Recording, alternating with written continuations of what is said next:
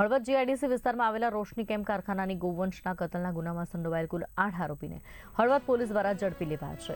ગૌરક્ષક દ્વારા હળવદ પોલીસ સ્ટેશનમાં ગૌવંશ કતલ અંગે ફરિયાદ નોંધાઈ હતી। ફરિયાદના અનુસંધાને પોલીસ ઇન્સ્પેક્ટરે અલગ અલગ ટીમ બનાવી તમામ આરોપીને પકડવા સૂચન આપ્યા હતા।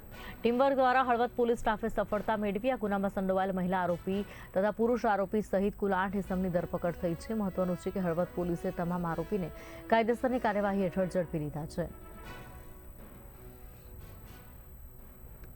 હળવદ જીઆઈડીસીમાં આવેલ રોશની મીઠાના કારખાનું છે। ત્યાં મજૂર ક્વાર્ટર્સના બીજા માળે 2 રૂમની બહાર ધાબા ઉપર તપેલામાં માંસ રાંધેલ છે અને ધાબા પર ગૌવંશના ખરીઓ પડેલ છે એવી માહિતી એક જાગૃત નાગરિકે હળવદ પોલીસ સ્ટેશનમાં જાહેર કરેલી। એ માહિતી આધારે એમની સાથે પોલીસ મોકલી અને બનાવ સ્થળનું વેરિફિકેશન કરવામાં આવ્યું હતું અને ત્યારબાદ પોલીસ સ્ટાફ જરૂરી પોલીસ સ્ટાફ રાખી અને જગ્યાની સર્ચ કરવામાં આવી અને વેટરનરી ડૉક્ટરશ્રીને બોલાવી અને આ જે માંસ મટન રાંધેલું હતું એના નમૂના લેવાની અને એની તપાસ તજવીજ હાથ ધરવામાં આવી।